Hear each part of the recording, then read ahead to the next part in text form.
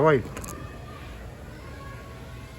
Bueno, Herak Hernández Ayazo, abogado de la ciudad de Cartagena y una de las memorias privilegiadas de esta ciudad en lo que respecta a lo que es su pasado reciente. ¿Cómo eran los tiempos de estudiantes en el Liceo de Bolívar? Primero en el centro de la ciudad, antiguo edificio del cuartel del Fijo, y luego los primeros años que se dieron en la sede de la avenida Pedro Heredia.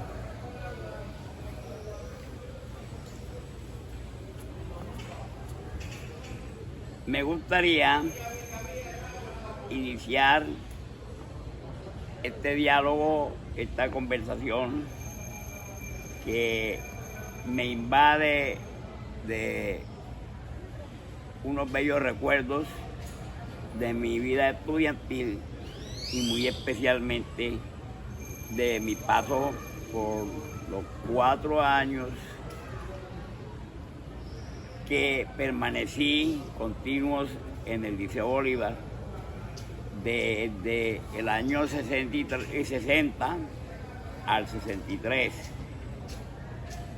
Me correspondió la suerte de que el Liceo de Bolívar se trasladara, siendo yo estudiante, desde el edificio del cuartel del Fijo en el centro histórico de Cartagena a su nueva sede de la avenida Pedro Heredia. O sea que yo viví la respectiva transición de el paso de una sede a otra, que para mí, evocando todos esos bellos recuerdos, me permiten manifestar sin mayor riesgo de equivocación que el tránsito del Liceo Bolívar de un sitio a otro, su traslado, conllevó a la larga a su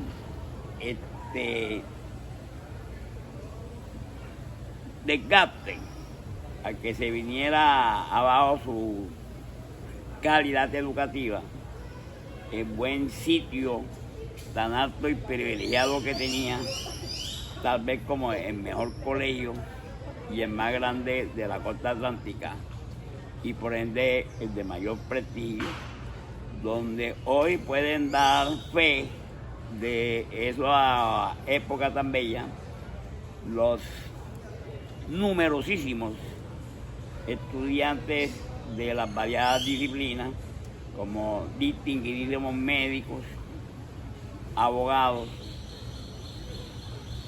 químicos, ingenieros químicos. No hablemos de economistas, porque ya eso es de una época más próxima, más cerquita a esta época, porque la Facultad de Economía apenas tiene escaso unos 60 años ahí.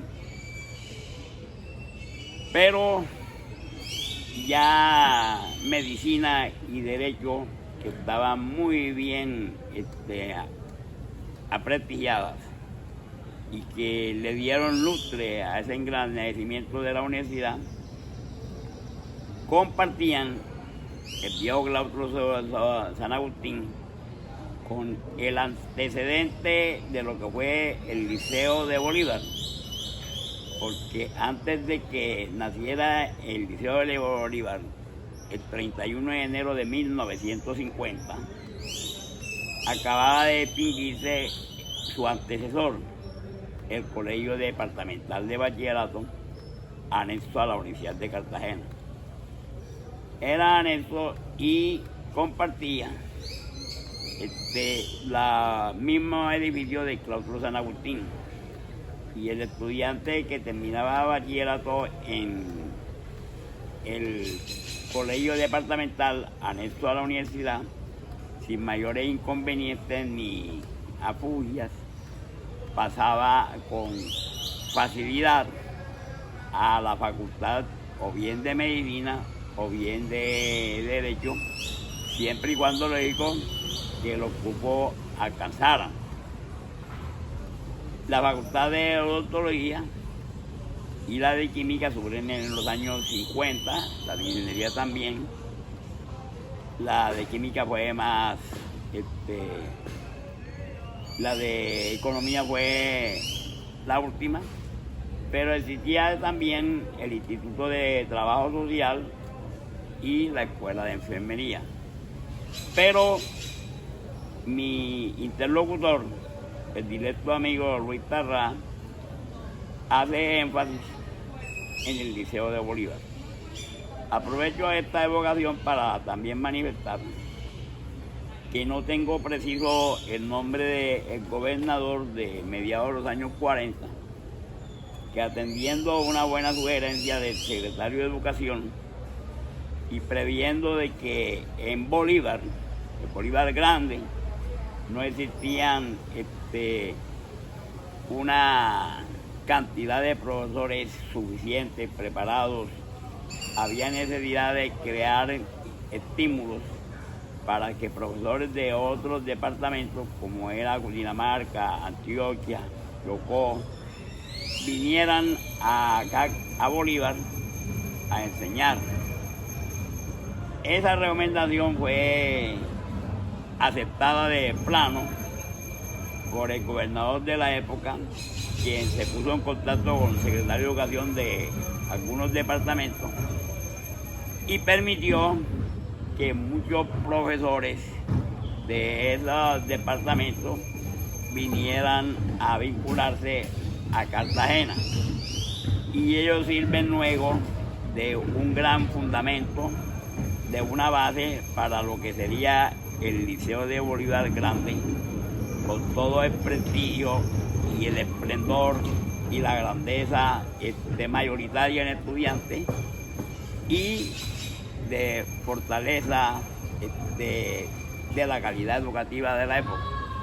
De esa playa de profesores puedo recordar al profesor Pedro Nel Duque, a los hermanos Torres Delgado, a profesor Murcia, al profesor José Francisco Ochoa Franco, al gran educador Francisco Pina Ospina, que fue un rector emérito durante muchos años, natural de Cundinamarca, al profesor José Antonio Valderrama Dorrego, un educador innato, un hombre, era un par de hombres que tenían un poder de dominio sobre el estudiante, que bastaba con que se les viera a ellos venir desde lejos para que todo el mundo se comportara bien, cesara cualquier desorden, cualquier bulla, cualquier escándalo, cualquier riña, cualquier alteración del orden académico en las respectivas aulas.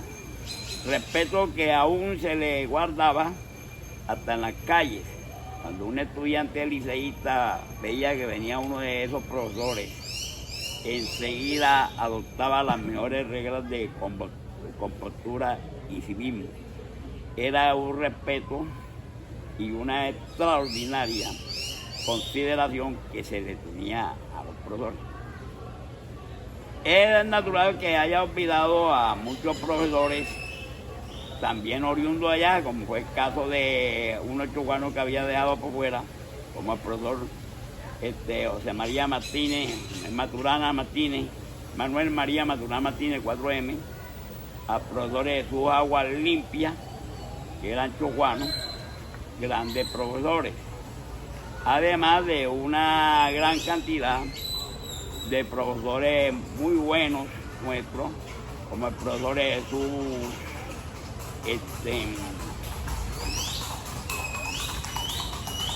se me va el nombre,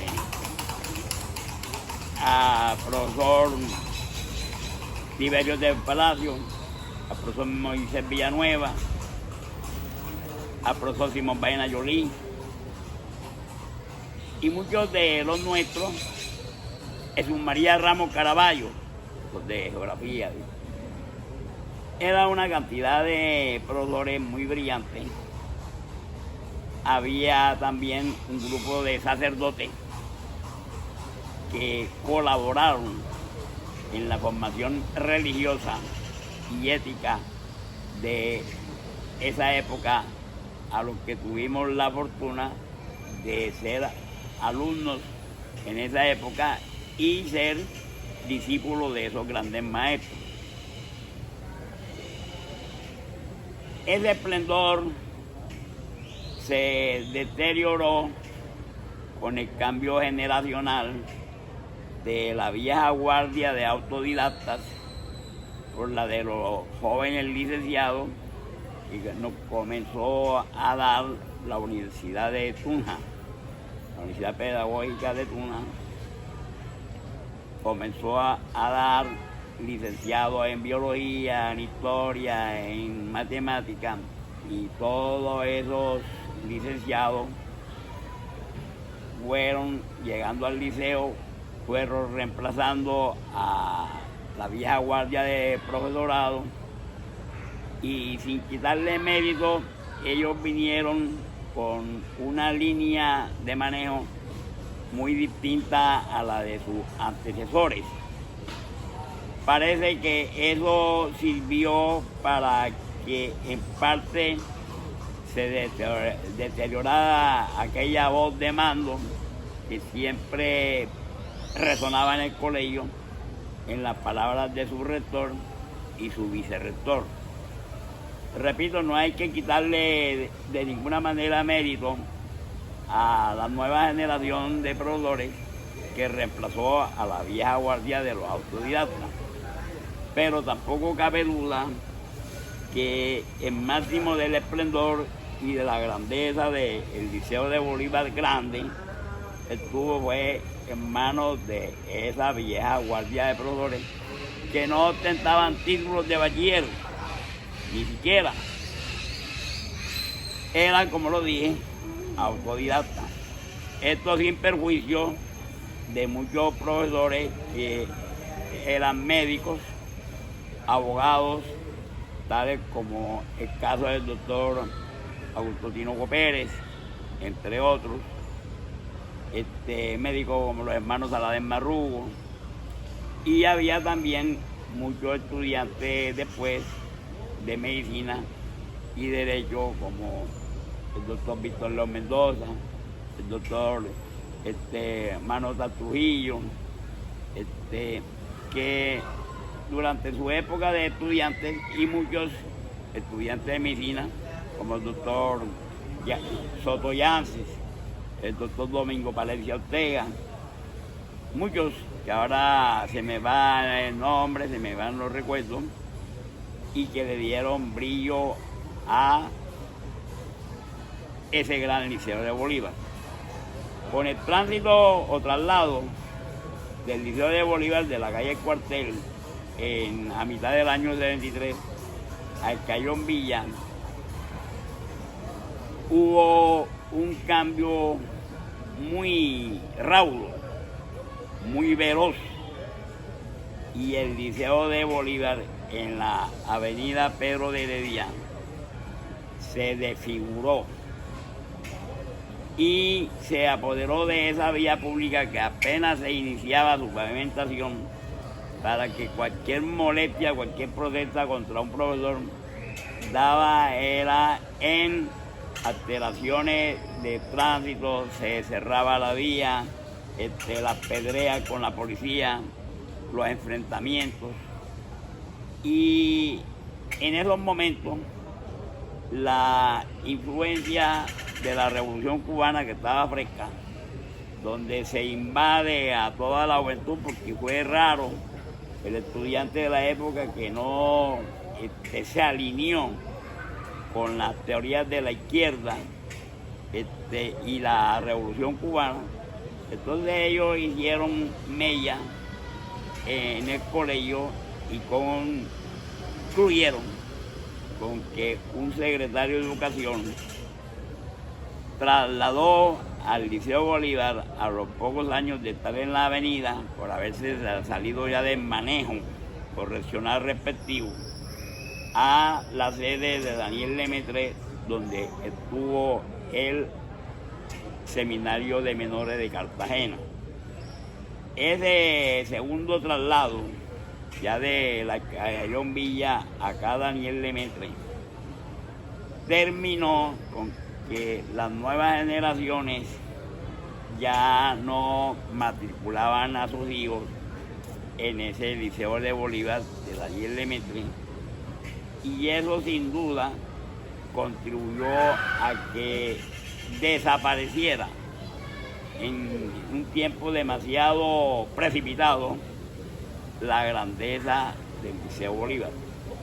Hoy en día los profesionales noventones que están vivos, los ochentones y gran parte de los setentones, como es el caso del que hablan, tenemos los recuerdos más gratos de ese paso por el Liceo Bolívar, los recuerdos de esa época donde el amor por el liceo, el sentido de pertenencia, era una cuestión innata que se la inculcaban los profesores a uno, de que quisiera el colegio, que lo tenía que hacer respetar en todos lados, que uno llevara el escudo del Liceo Bolívar en la camisa y que se distinguiera nada más diciendo: ¿y dónde estudias tú? En el Liceo de Bolívar.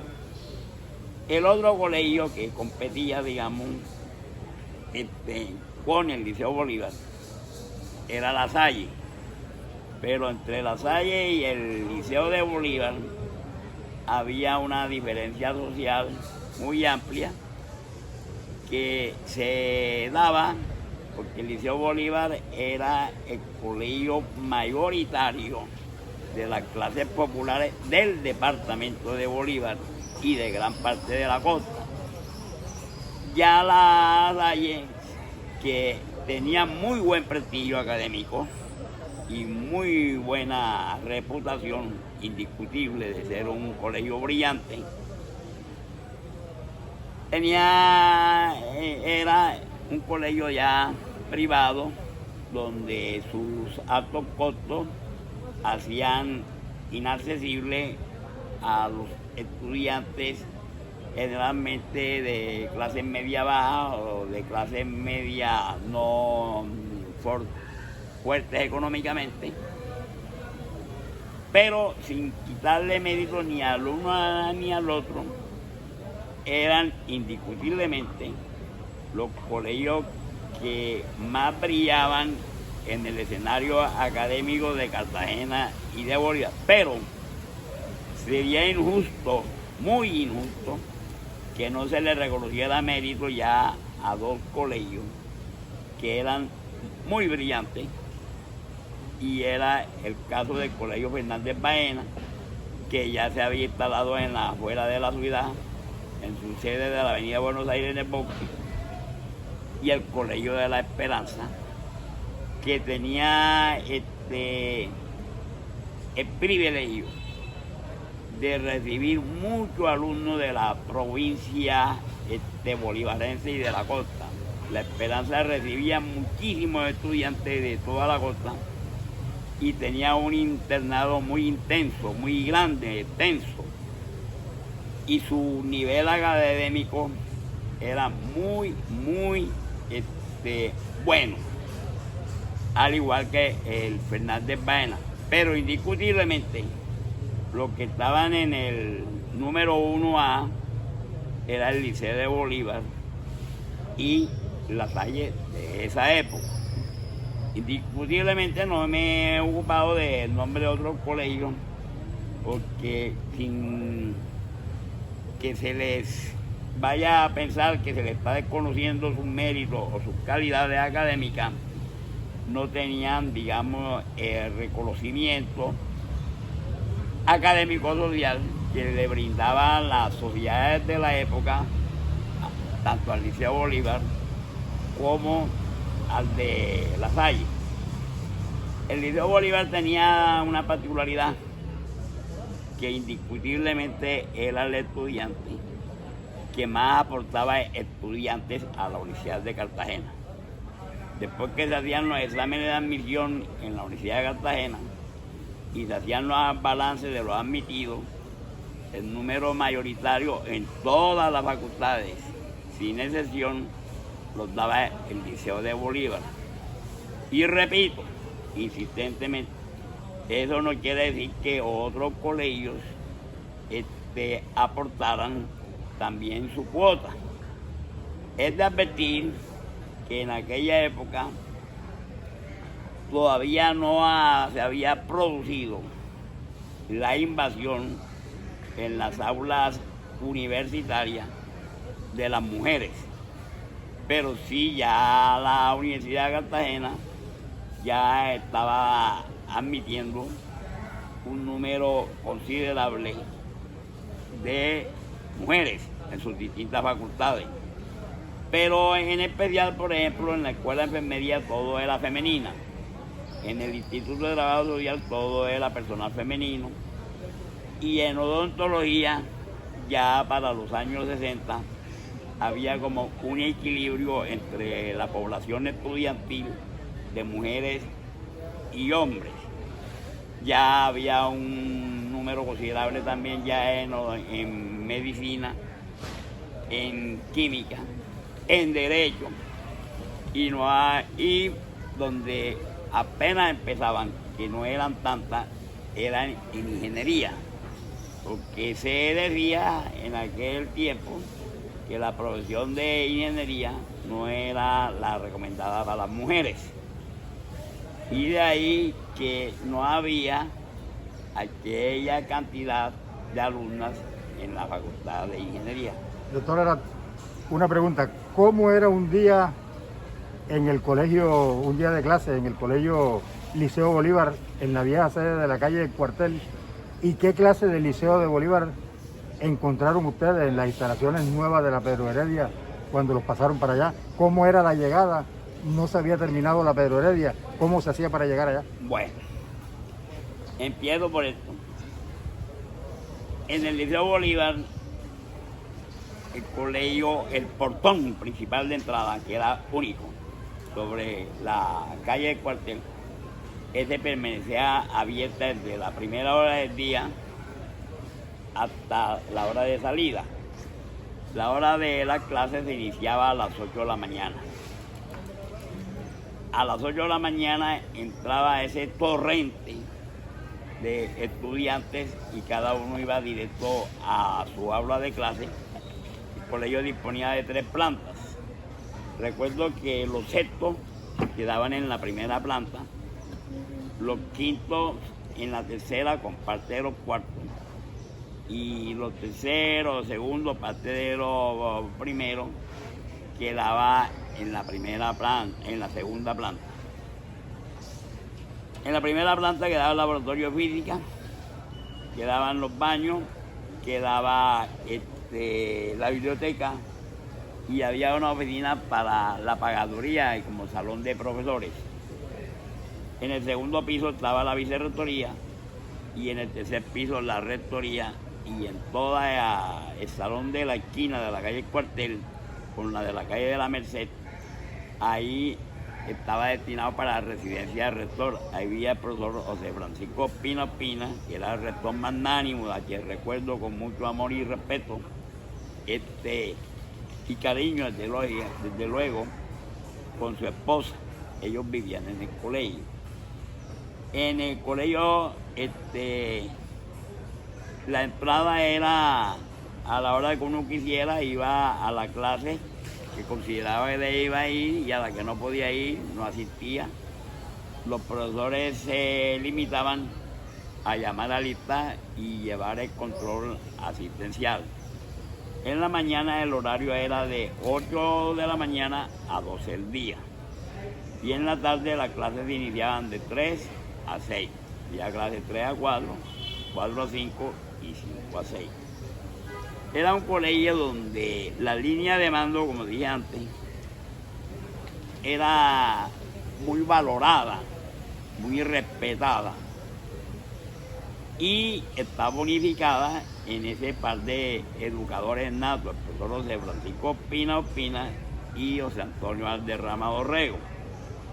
El uno era Cundina Márquez, bogotano, el rector, y el otro era antioqueño. Cuando nos pasan al Liceo Bolívar en el año 63, ya José Francisco Pina ya se retiró del colegio. Y entonces la rectoría la asumió el profesor José Antonio Valderrama,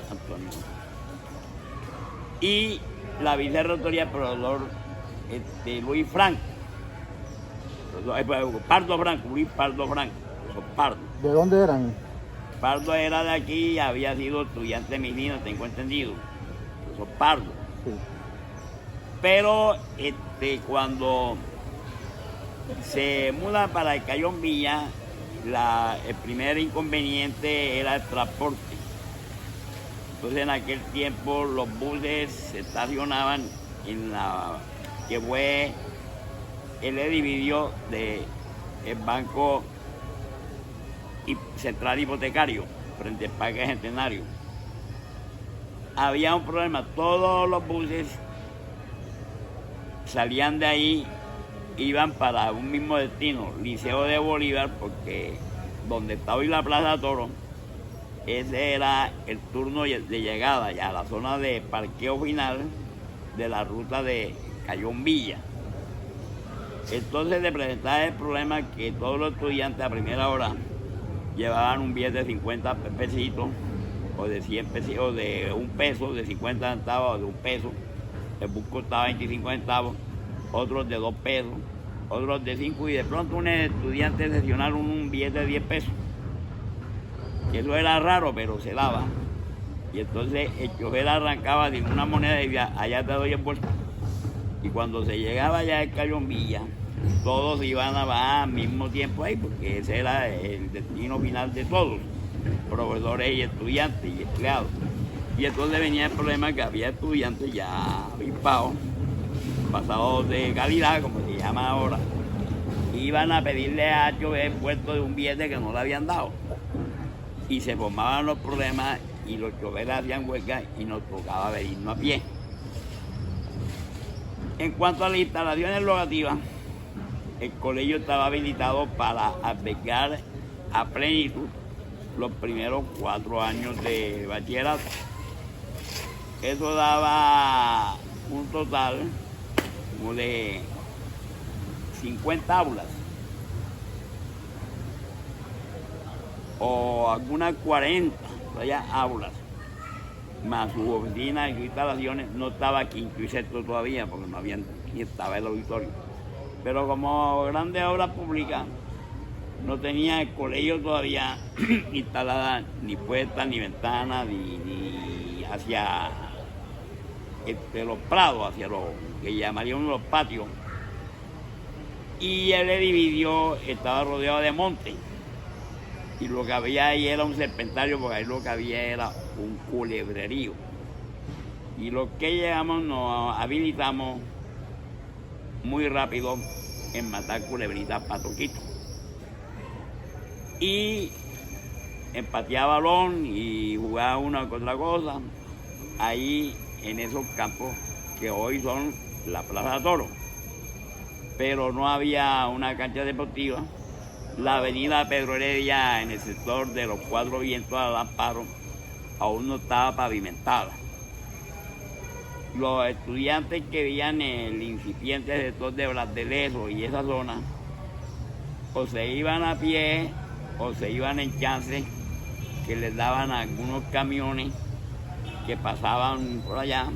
Y luego, cuando comenzaron a construir la Pedro Heredia, los boqueteros de materiales de construcción y eso, ahí se embarcaban los estudiantes y les daban el chance hasta los cogían la bomba al Amparo. Pero ese tránsito, mi querido Luis, acabó con la voz de mando unificada y aquel respeto que había cuando se veía la figura del profesor Ospina o la figura del profesor Valderrama, ya no existió allá. Y duele decirlo, y no hubo ningún profesor, por valioso que fuera, que asumiera con la recepción del estudiante ese poder de mando. Y yo, analizando hoy, después de 55 años largos, encuentro que eso contribuyó a que se perdiera en gran parte en gran respeto a la autoridad y el agatamiento a la disciplina que siempre se observó y se mantuvo acá en el viejo cuartel. Sí. Una pregunta, las condiciones en las que estaba el edificio del nuevo Liceo Bolívar en la Pedro Heredia, ¿cuáles eran? ¿Tenía todas sus ventanas, estaba terminado? El edificio estaba terminado en cuanto a la hora de clase, sus mobiliarios, pero las puertas que daban hacia lo que es los terrenos circundantes, que son los que miran hacia la Plaza de Oro, no hacia la Pedro Heredia, que era un corredor largo de aula, eso no tenía. Y había acercamiento ninguno. Y entonces, en esa época, en la parte de atrás de esa edificación inmensa, había una poza que ahora es el barrio de Chiquinquirá en parte. Y esa poza era el sitio predilecto para que llegaran marihuaneros y otra clase de gente de la calle, de mala conducta, hacer todo lo malo que se podía hacer en aquella época, oculto de la vía pública, pero que estaba a los ojos de nosotros los estudiantes. Bueno, la zona esa ha estado siempre pues rodeada de burdeles y casas de citas. ¿Cómo era la interacción esa de un colegio en una zona próxima a este tipo de establecimiento? La verdad es que no había, digamos, afectación alguna, porque esas casas de cita que estaban a todo lo largo de lo que es la avenida de Olaya Herrera, pero la interna, la que da de frente hacia lo que fue el parque acuático, esos eran establecimientos que, si bien funcionaban, estaban habilitados para las horas de la noche. No de día no había nada, pero sí había un tránsito y un movimiento sobre todo en la tarde, de las prostitutas de esos sitios, sobre todo de la zona de Tolerancia Teca, que era muy próxima, hacia allá. Entonces los amigos, compañeros, maridos, de lo que fuera de esas mujeres o enamorados, en las horas de la tarde se iban hacia la poza.